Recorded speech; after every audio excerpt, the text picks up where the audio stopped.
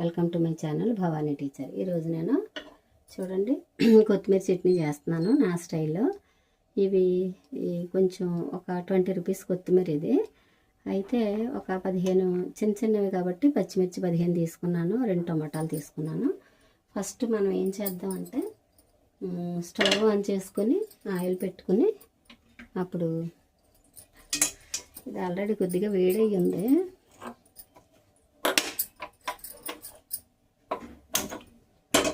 ఇప్పుడు ఫస్ట్ పచ్చిమిర్చి వేయించుకుందాం. ఎలా వేయించుకోవాలంటే కాస్త బాగా వైట్గా వచ్చే వరకు, అంటే వైట్ పొడలు వచ్చే వరకు వేయించుకోవాలి. జనరల్గా మిర్చి వేసుకోవచ్చు, నేను ఏం చేస్తానంటే ఇలా వేసేసి మూత పెట్టేస్తాను. ఇప్పుడు టమాటాలు కూడా ఇలాగ వేసేసి మూత పెట్టేస్తాను అనమాట.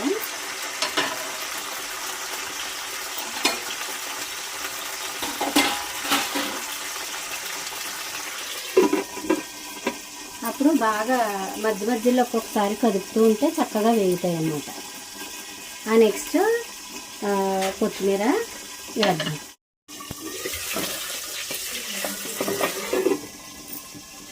చాలామంది మా ఇంటి దగ్గర కొత్తిమీర చట్నీ తిన్నవాళ్ళు చాలా బాగా చేశారండి అనేసి చాలా అది మెచ్చుకుంటూ ఉంటారు. దానికి కారణం ఏంటంటే సింపుల్ చిట్కా. చూడండి, పచ్చిమిర్చి మనం వేయించేటప్పుడు ఇంత వైట్గా రావాలన్నీ కూడా, అప్పుడు చట్నీ చాలా రుచిగా ఉంటుంది. అదొక్కటే స్పెషల్ అండి, అంతకు మంచి ఏమీ లేదు. కొత్తిమీర చట్నీ మంచి రుచిగా కావాలంటే పచ్చిమిర్చి చాలా మొత్తం తెల్లగా వచ్చేలాగా వేయించుకోవాలన్నమాట ఆయిల్లో. ఇప్పుడు ఇంత బాగా వేగిపోయిన తర్వాత చూడండి, ఈ స్టేజ్లో మనం ఆల్రెడీ కట్ చేసి కడిగి పెట్టుకుని కొత్తిమీర వేసేసుకోవాలి ఇలా పైన. ఇది ప్యూర్లీ నా స్టైల్. ఇప్పుడు మళ్ళీ మూత పెట్టేసుకొని వేసేసుకుందాం. ఇవి వేసిన తర్వాత కూడా, ఆకు వేసిన తర్వాత కూడా మనం మధ్యలో ఒకసారి కడుపుతూ వేయించుకోవాలి. లేకపోతే పైన ఉన్నదేమో కొంచెం పచ్చిగా ఉండిపోద్ది, అడుగునున్న పదార్థాలేమో బాగా ఇదవుతాయి కాబట్టి కొంచెం మాడిపోయే అవకాశాలు ఉంటాయి. కాబట్టి మనం చక్కగా మధ్యలో ఇలా కలుపుకుంటూ వేయించుకోవాలన్నమాట.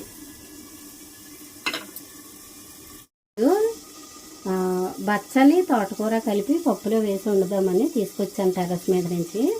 అంటే పప్పు, ఆకుకూర, తర్వాత కొత్తిమీర పచ్చడి ఈరోజు మా స్పెషల్. చూడండి, మొత్తం వేగిపోయింది. ఈ స్టేజ్లో మనం ఏం చేద్దామంటే ఆల్రెడీ చక్కగా నానబెట్టి పెట్టుకున్నాను చింతపండు. ఇది చట్నీకి సరిపడా వేద్దాం. వేసి దీన్ని కూడా కొంచెంసేపు ఉడకనిద్దాం. అది పానీ తగలకుండా ఈ ఆకు మీద పెట్టుకుంటే బాగుంటుంది. పానీ తగిలితే ఏమవుద్దంటే చింతపండు పానికి తగిలి మాడిందంటే పచ్చడి చేదు వస్తుంది. కాబట్టి మనం పానికి దగ్గరగా వెళ్లకుండా చింతపండుని ఈ ఆకు కానీ పచ్చిమిర్చి పైన కానీ పెట్టుకుంటే సరిపోతుంది. ఇప్పుడు ఒక 2 నిమిషాలు ఉంచుదాం. తర్వాత ఇది స్టవ్ ఆపేసుకున్న తర్వాత మిక్సీ జార్లో వేసుకుని, చల్లారిన తర్వాత మిక్సీ జార్లో వేసుకుని ఉప్పు, జీలకర్ర వేసుకుని ముందు మిక్సీ పట్టేసుకోవాలి. ఉప్పు, జీలకర్ర వేసుకుని మిక్సీ పట్టుకుని తర్వాత అది మిక్సీ అయిపోయిన తర్వాత లాస్ట్లోనూ ఈ ఉల్లిపాయ కట్ చేసి పెట్టాను చూడండి, ఈ ఉల్లిపాయ ముక్కలు, వెల్లుల్లి రేఖలు వేసి కొంచెం క్రష్ చేసి తీసేసుకుంటే ఎంతో టేస్టీ మనకి కొత్తిమీర పచ్చడి రెడీ అవుతుంది. ఓకేనా?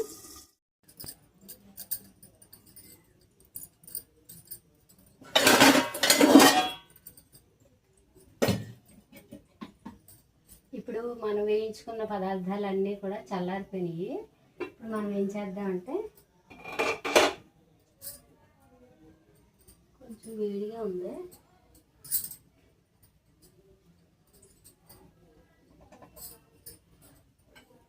చూడండి, ఇవన్నీ చల్లారిపోయినాయి. ఇది దీనిలో వేసేసుకుందాం.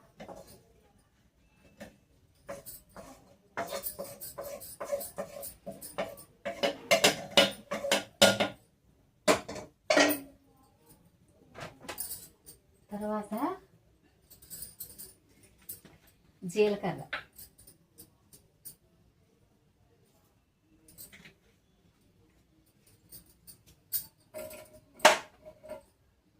ఉప్పు, కళ్ళుప్పు దీంట్లో వేసాను. వేస్ట్ వాటర్ బాటిల్ ఉంటే దాన్ని రీయూజ్ చేస్తున్నాను అనమాట.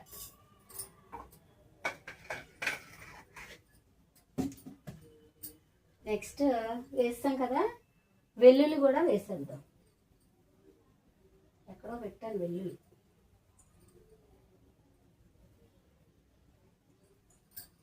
సరే తీసుకొస్తా.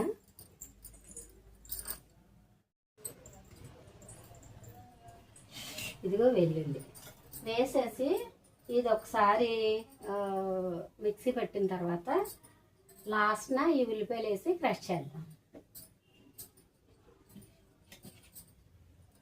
మిక్సీ పట్టుకొస్తాను.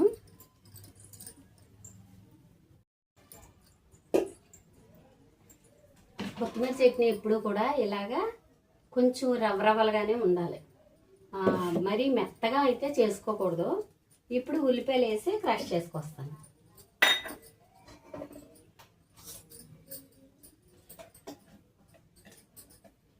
పూర్తిగా పేస్ట్ లాగా అయితే మాత్రం చేయకూడదు, గుర్తుపెట్టుకోండి.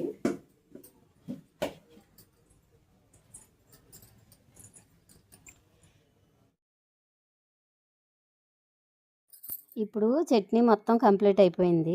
చక్కగా చాలా టేస్టీ కొత్తిమీర చట్నీ రెడీ అయింది. మీరు కూడా ఇలా చేసుకుని తిని ఆరోగ్యంగా ఆనందంగా ఉండండి. ఓకేనా? బాయ్. Thanks for watching. ఈ సీజన్లో ఈ చట్నీ ఎక్కువ సార్లు చేసుకుని తినడం చాలా మంచిది ఆరోగ్యానికి. ఎందుకంటే ఈ చల్లదనానికి అదే ఏంటంటారు, జలుబులు ఎక్కువ వస్తాయి కదా, వాటికి బాగా పనిచేస్తుంది. Okay, bye.